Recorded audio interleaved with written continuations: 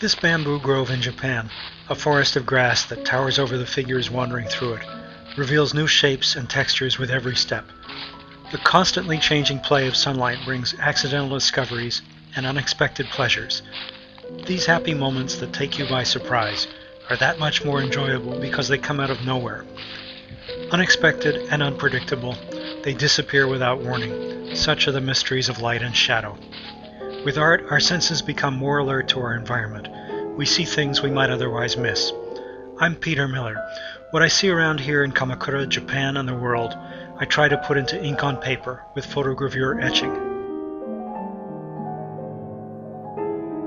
The unique look of photogravure goes back to copperplate engraving 500 years ago in Europe. Its textures, forms, shapes, patterns, and tones are those of intaglio, meaning prints made by pressing ink from engraved metal. Long before photography was invented, artists used cameras, meaning rooms, and lenses to make painting more spontaneous and luminous. With the discovery of light-sensitive materials, it became possible for light to sketch its own image. Photogravure does this by translating light and shadow into different depths of etching. Unlike conventional silver photography, commercial rotogravure, inkjet, and other surface coatings, the photogravure print is a three-dimensional object where the darkest ink is many times deeper than the lightest. The texture of the plate reveals this depth in close-up.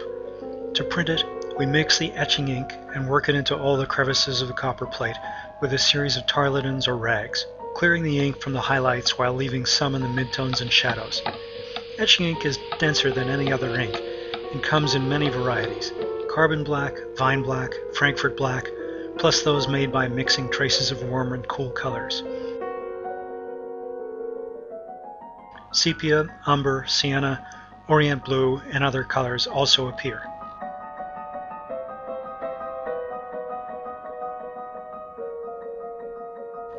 Handmade etching papers and Japanese washi give their own tone and texture to the print. Lanogravure and Arches from France, Magnani and Fabriano Tiepolo from Italy, Somerset from England, Kyokushi and Gampi from Japan are among those I use. These papers have to take tremendous pressure from the press, yet stay soft enough to absorb the ink.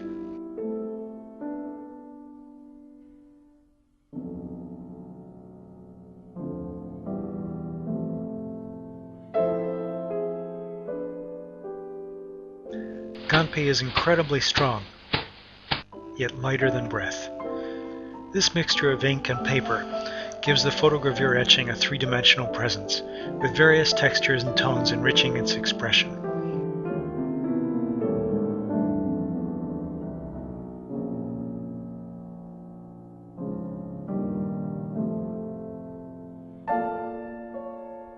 The plate mark identifies a real photogravure etching or other intaglio work. We dampen the etching paper for a day or two to make it ink receptive, then brush up the nap before printing. For some prints we use two papers, adhering and printing in one run so that the ink prints through.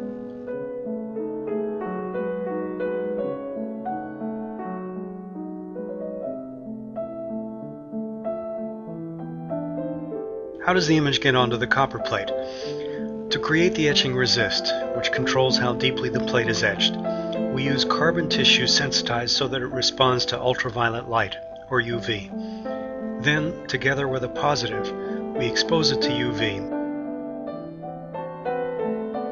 polish the copper plate, and attach the exposed resist to the plate.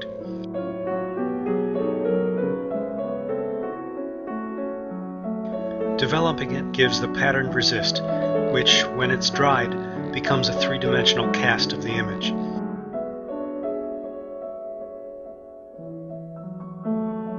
The etchant, ferric chloride, gets through the thin resist first, corresponding to the dark areas of the print. Shadow etching continues while the light areas remain untouched.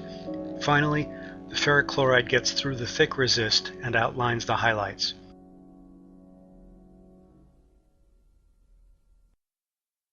After washing off the resist and cutting, beveling, and polishing the copper plate, it's ready for printing.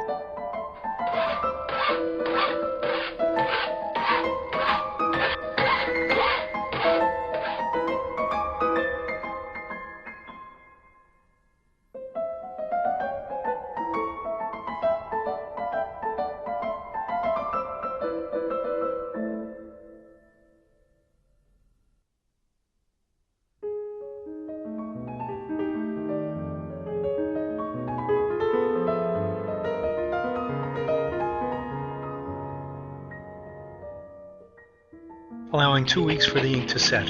I sign and number each impression of the limited edition in the order printed.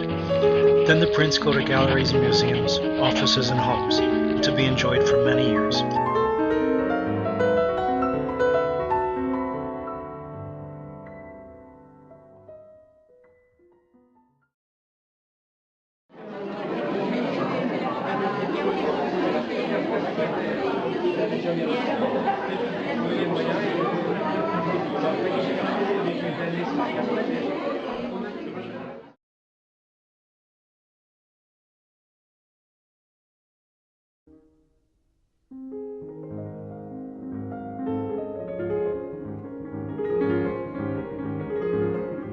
For more information, please contact me, Peter Miller, at the email address on your screen.